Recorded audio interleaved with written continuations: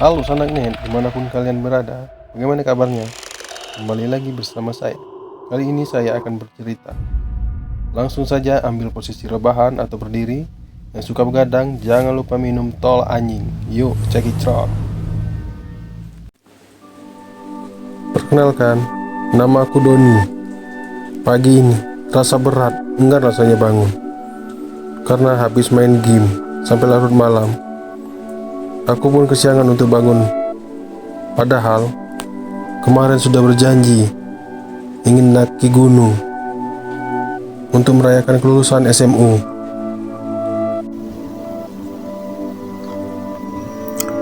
Kulihat jam sudah menunjukkan pukul 8 pagi. Buru-buru aku bangun dan cuci muka dan langsung berangkat membawa barang-barang yang sudah kupersiapkan. Karena aku sudah telat 1 jam. Dan langsung berpamitan kepada orang tuaku. Langsung ku tarik gas motorku sekencang-kencangnya.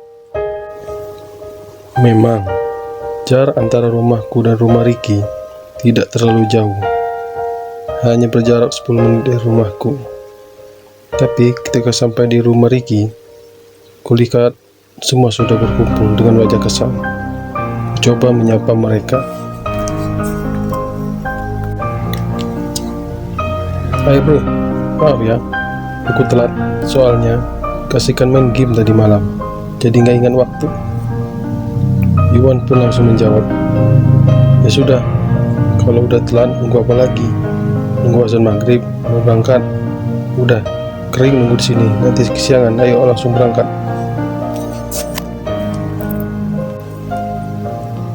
Kami pun langsung berangkat, berboncengan menggunakan sepeda motor dari kota Curug menuju pos pendaftaran di kaki Gunung Kaba.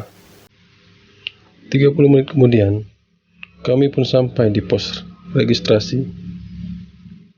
Ricky langsung mendaftarkan semua tim dan barang bawaan kami. Sedangkan aku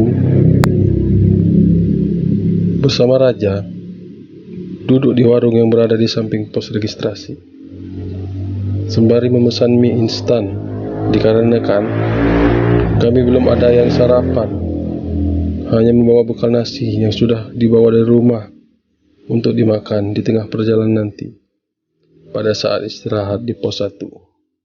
Sedangkan aku hanya bawa pakaian ganti saja. Setelah selesai sarapan, kami pun berkumpul membentuk lingkaran dan berdoa agar selalu diberi perlindungan oleh Yang Maha Kuasa. Di depan pintu masuk gunung dan kami pun langsung memulai perjalanan.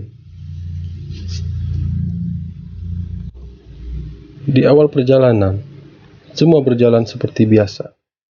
Dari jalanan yang datar, persawahan, sayuran wortel kol di kiri dan kanan, hingga menjadi terjal, curam menembus lebatnya hutan Gunung Kaba. Kami pun sampai di pos 1 yang berada di persimpangan yang menuju kolam air panas yang asri. Di sini, kami beristirahat sambil membuka bekal yang kami bawa tadi. Dan hanya aku yang tidak membawa bekal. Dan mereka pun berbagi makanan denganku. Setelah puas beristirahat, kami lanjut perjalanan menuju puncak. Perjalanan begitu jauh, serasa tak berujung. Aku pun ingin menyerah, apalagi ini pengalaman pertamaku naik ke atas gunung. Hingga akhirnya, teriakan Raja yang berada di depan mengagetkanku.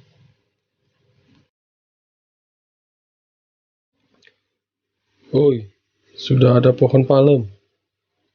Iya, dan udah ada bau belerang.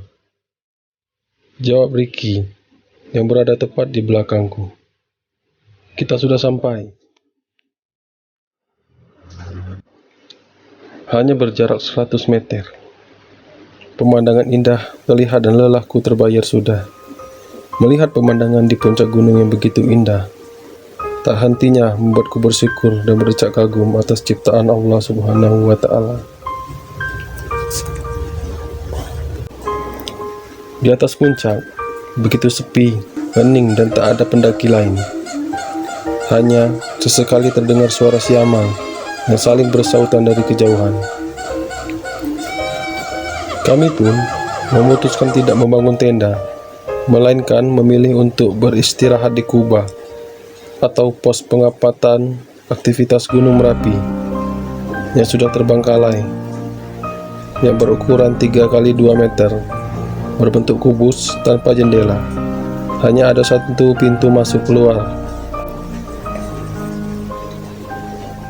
Dan kami berencana besok pagi untuk submit ke puncak Gunung Kabar.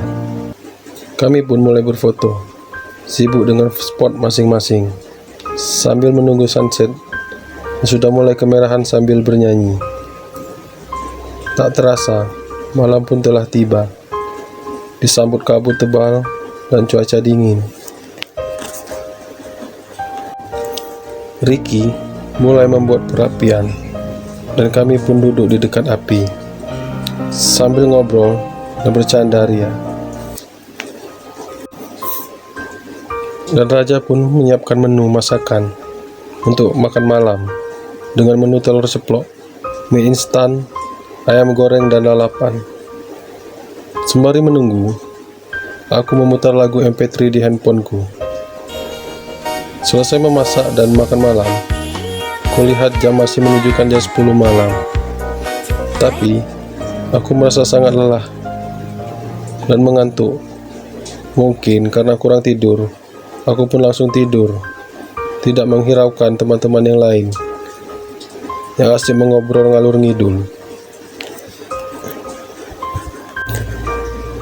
Tiba-tiba, aku dikagetkan suara batu yang digeser di atas kubah. Kulihat jam di tanganku menunjukkan jam 1 malam. Aku pun membangunkan Ricky yang persis berada di sebelahku. Ki, bangun Ki. Kamu dengar nggak suara batu di atas? Oh itu, batu yang dihembus angin. Udah, istirahat, lanjut tidur lagi, gumam Ricky. Aku pun penasaran dan tetap menggoncang tubuh Ricky agar bangun, sambil berbisik pasti ada pendaki lain yang ingin mengganggu kita yang lagi iseng. Aku pun penasaran dan tetap menggoncang tubuh Ricky agar bangun, sambil berbisik pasti ada pendaki lain yang ingin mengganggu kita yang lagi iseng. Ricky tetap tak menghiraukanku. Kembali kurebahkan tubuhku, mencoba melanjutkan tidur. Sambil menyimpan rasa penasaran, beberapa saat kemudian, aku kembali dikagetkan suara batu yang digeser dan suara langkah kaki di atas kubah. Aku pun mulai merinding dan kembali membangunkan Ricky. Ditambah lagi rasa ingin kencing yang tak tahan, yang sudah lama ku tahan sedari tadi. Karena takut keluar kubah sendirian, aku pun membangunkan kembali Ricky. Ki, bangun Ki, aku mau kencing. Sambil menggerutu, Ricky pun bangun dan mengantarku keluar dari kubah. Samar-samar, di dalam kabut tipis, kulihat dari kejauhan anak kecil berlarian di antara batu-batu besar, dan yang lain mengintip di antara batu besar, antara percaya dan tidak. Ku kucek mataku dan kubuka lebar-lebar. Ternyata mereka sudah berada dekat denganku, dan yang kulihat bukanlah anak kecil,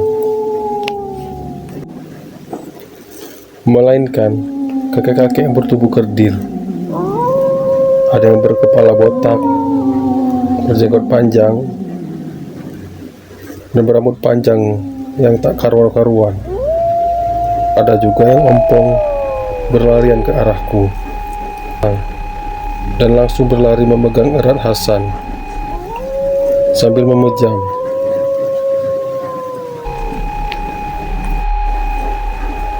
memejamkan mata. Ricky pun menyuruhku untuk membaca doa. Sambil tersenyum, dia berkata, "Gak usah takut. Di sini memang rumah mereka, tempat bermain mereka. Kitalah yang seharusnya memohon izin ke mereka. Mereka tertarik ingin berteman bersamamu, Don." Aku pun semakin takut. Memang, si Ricky punya kemampuan dapat melihat makhluk halus. Raja pun terbangun mendengar keributan yang aku buat. Ricky pun bercerita semua yang baru saja terjadi. Raja pun bergidik ngeri, dan kami tidak tidur sampai pagi. Paginya, kami pun bersiap menuju puncak tertinggi dari Gunung Kaba, melewati tangga 1000. Sembari menyeduh kopi, kami pun kembali mengabadikan gambar dengan foto-foto di atas puncak gunung. Setelah menikmati keindahan puncak, kami pun pulang melewati jalur aspal. Kebetulan, Gunung Kaba mempunyai 2 akses jalan masuk. Yang pertama membelah hutan belantara, dan kedua melalui jalur aspal yang sudah rusak, yang hanya bisa dilalui oleh motor cross. Selama di perjalanan pulang, aku selalu berada di barisan tengah, dan sesekali kulihat bayangan kerdil berlarian mengawasiku di antara rimbunan pohon. Pengalaman ini tidak membuatku jerah untuk mendaki gunung. Masih banyak gunung yang lain yang menunggu dijumpai dengan segala misterinya.